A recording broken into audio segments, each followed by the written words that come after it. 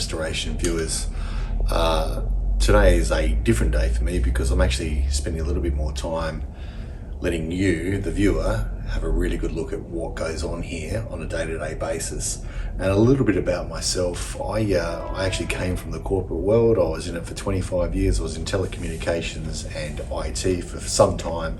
And 3 years ago, I got a redundancy from my last role. I was a senior manager there, had a lot of staff, big budgets, and all the stress that went with it. But I got an opportunity to start working on these cars that you see in front of you. And I think from my perspective, it's the best move that I've ever made. You always hear the saying, living your best life. Well, I think that's what I'm doing now because I just love working on these cars. A bit of history on that. I started working on this particular car here, this model about 40 something years, or 38 years ago. And it gives you an idea of my age. Actually, it was 36 years ago. But what I did was I got my first car and I pulled it apart and I loved it and I made it to what you see here today. But it wasn't an original GTR, it was a mock-up. These ones here are either original GTRs and or XU1s behind me. And I kept on working on it for quite some time, but then moved on with life. And later on, about 4 years ago now, 4 and a bit years ago, I built my first car again, knowing what I knew when I was younger. And that led into a redundancy from work, and also led into the ability for me to start building these cars, not only for myself, but for people that approached me. And the reason why that happened was because of COVID. So COVID changed the way that everybody lived, and obviously a lot of people looked inside their shed and they're like, I want to finish off this project. And that's what I started to assist people with, was finishing off these cars, because I knew how to finish them off. A lot of work goes into these in regards to the screws, the nuts, the bolts, the parts that are required to finish them off. And I've spent many years collecting all the parts that I need to do these properly. And that leads me into this particular car here. This car here was dropped off by a customer, and it actually was in the Monaro Torana state titles last year here in South Australia. And it came second. It didn't come first. And I think one of the reasons, the key reasons why it came second, is because there were some things that weren't quite right on it. And the customers decided to just get in contact with me and tidy up a few things. And what I'm going to do today is show you some of those things that I've been working on, but also I'm going to pull the heater box out of this car, which I don't think anybody on YouTube's ever really done before. I'm going to pull the heater box out because they're not the easiest thing to pull out, and they do take a bit of time. And then I'm going to get that heater box reconditioned, and there'll be some footage of that in another episode, and then also that heater box going back in. So come with me while I take you through on a quick tour of what's happened so far and what's going to take place over the coming 6 or 7 days. And this car will go back out to the customer. So for the viewers that are from overseas, especially in America, this is actually a General Motors product. And there was an amalgamation many years ago here in Australia where there was a company called Holden, and they amalgamated with General Motors, and that's why they're called GMH here in Australia. And you would have received some of our cars back as exports. For example, the Pontiac sitting in the States now, that's actually a General Motors product, GMH product, which is a Holden vehicle. This is a very early version of that. It actually came from a design that was from a Vauxhall Viva from the UK originally in '68. And what happened was we as Australians were pretty ingenious when it comes to working out what we want to do with our cars to suit our environment. So we managed to grab this car, change the shape of it, stretch it in the front and rear, and take the 4-cylinder that was sitting out of it and put a 6-cylinder in it. Yet again, that engine's probably from an old General Motors design. I think it's from an old Chevy engine, but it's been modified to suit Australian conditions. So we increased the horsepower, we increased the seating capacity in some models. Believe it or not, this particular car here was licensed to carry 6 people if you had a bench seat in the front of it. Not this particular model, but they did bring them out with the capacity to take 6 people, which is amazing when you consider how small the car actually is. Also with this particular car, its curb weight is very light. It's just over 1,000 kilos all in, which made it a very light, nimble car to drive and ultimately race. This has a racing pedigree, and if you have a look at these stripes here on the bonnet, on this side here, They're called Bathurst stripes, and that was because we had a premier road race here back in the 60s and 70s and 80s, all the way through to the early 90s and mid to late 90s, where we would have a race at Bathurst, and you would be up against the likes of Ford, Holden, Mazda. They all had their specific models that they would race, and this is just one of them, but they're called Bathurst stripes. So they were on the cars that were actually raced in Bathurst, and you could buy them as an option when you were ordering this car. Anyway, going to this particular car, it's a 1970 LC GTR Indy orange colour, beautiful colours, and there will be another video where I talk about the colour range of these cars and also the interior colour range of the cars. There's a bit of a story to that, and it's got to do with a GM executive coming over and the wife having a hand in choosing the colour selection of these vehicles, and you'll see how that radically changed in the late 60s compared to the boring old colours that they made before. So there'll be another video on that, so keep watching. In this particular model now, and this car here, yet again, the customer wanted me to spend that last 5% changing this back to as original as reasonably possible as original. And some of the things that I've actually done are rezinking. So I've rezinked all the brake components and redone new brake lines as well. The brake lines had to be done again because they were actually chromed and they were starting to pit, and it's probably not a good outcome when they start to pit and leak and eventually fail. So I had to replace those brake lines.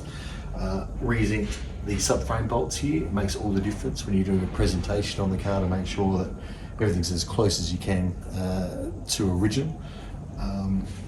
I've taken off the bonnet catch area here, and it's going to go off for rezinking, as well as this wiper motor. There are key differences in these wiper motors compared to Adelaide built and Brisbane built vehicles. They were built in separate locations. There's actually 3 locations in total.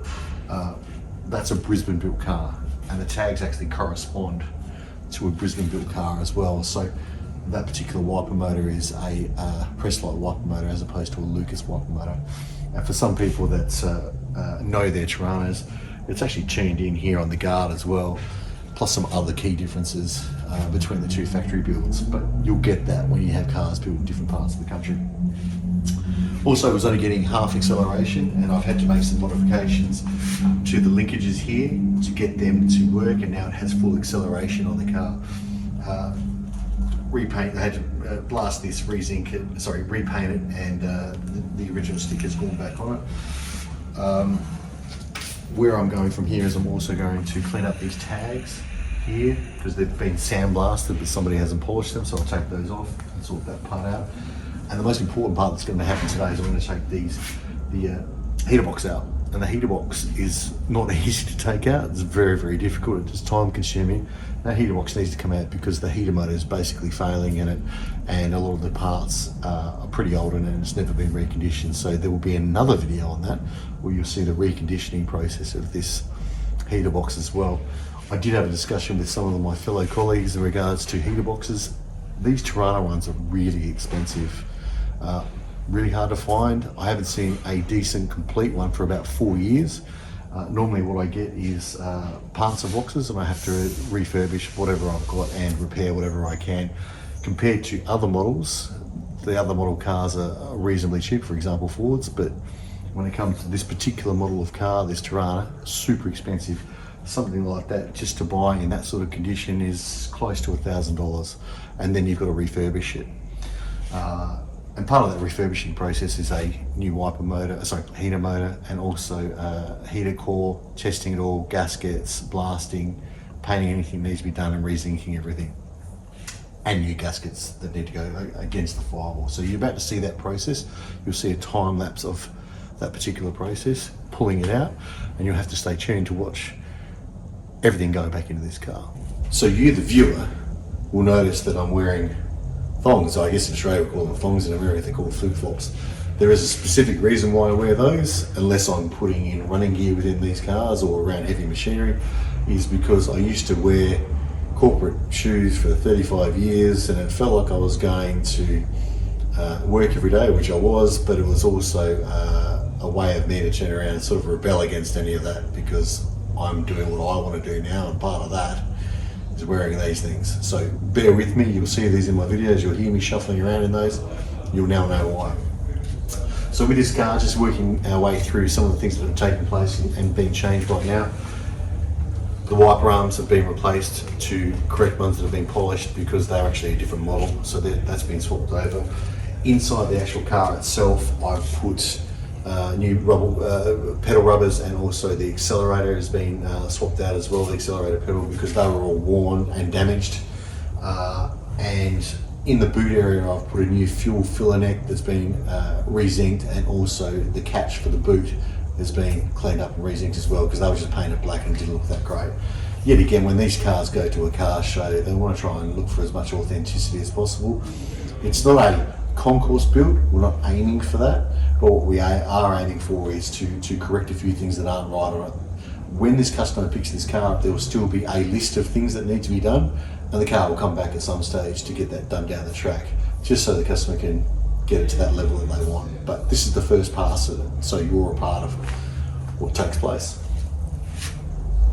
The next thing I'm going to do is pull this heater box out. You'll see some some sped up time-lapse photography about me pulling this heater box out, because I don't think really anybody's ever put it on YouTube. They're not easy to pull out. There's quite a bit of work that needs to take place to pull these out as well. There's around about 8 screws and bolts that need to come out from underneath, and also the fan lid needs to come off as well before I can even start wiggling it and trying to pull that part of it out, and then disconnecting a whole heap of things. So the heater box is going to come out. You're going to see the time-lapse photography of that, because I'm going to start doing that now. What's going to happen from there is the heater box will be removed, sent off to be refurbished. It'll all be pulled apart, it'll be blasted, it'll have parts re-zinced, it will have the heater core pressure tested and replaced if need be. It'll also have the wiper motor, which is reconditioned, put back in there, and then there'll be some spray painting and some re-zinking of parts. But that will be another video that you'll just have to watch in the up and coming week or so.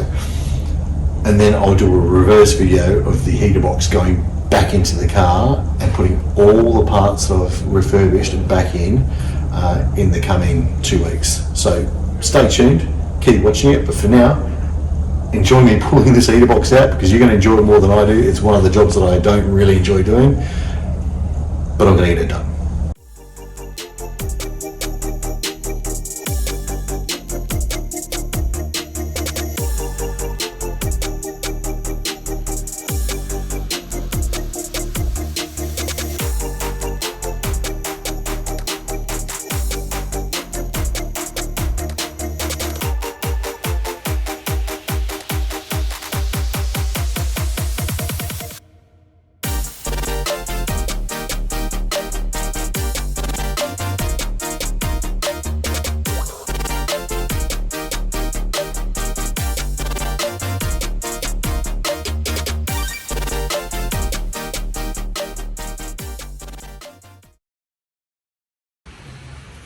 Okay, welcome back. So that, for what seemed like only a few seconds for you guys to watch that heater box coming out in front of you, took quite a fair bit of time, and it's very awkward because there's not a huge amount of room to work with. It's right near the pedal box where some of these bolts are, so I've managed to get it out anyway. It's not the job that I enjoy doing the most, but I do love restoring these heater boxes.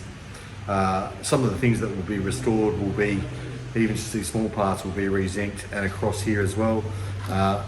This is pretty well worn, this heater motor, so it's going to come out, it's going to get disassembled. You can hear this rattling as well. So what that means is that there's no foam left within inside the actual heater box itself, and it's just moving up and down with certain parts, including the heater core.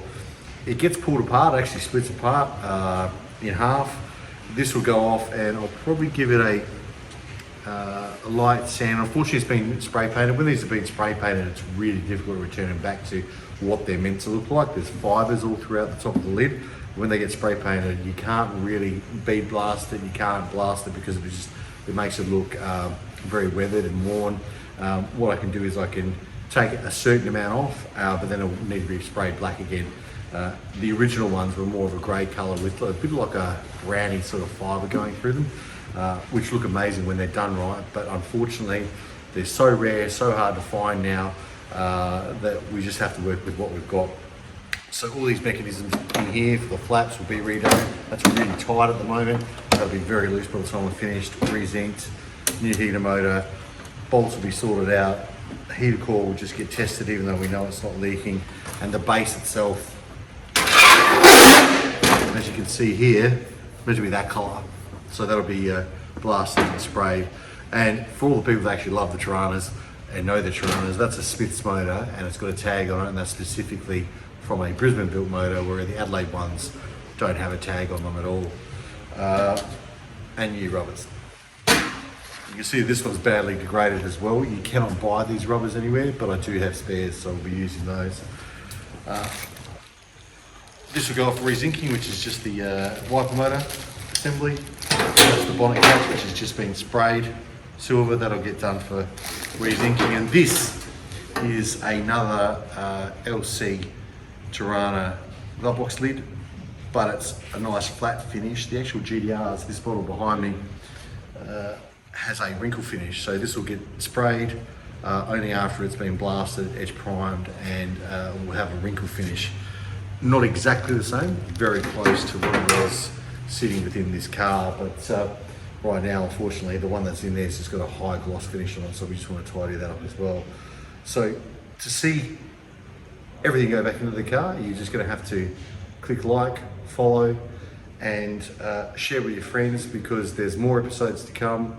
And if you want to see something really special to my heart, which I've mentioned before, that's the LJ Shadow Mode XU1 that I pulled out of a shed last year. It's been in a shed for over 36 years, along with my orange CK XU1 Torana, and there will be some videos to follow on what they actually look like now and what's happened to them in up and coming episodes. So stay tuned for that, because it's certainly well worth watching. It's been an absolute joy to restore this one. However, the other Torana that I found, which was right next to this one, has not been restored. It's got 85,000 original miles and I drive it every week. Anyway, keep following and I will see you soon. Cheers.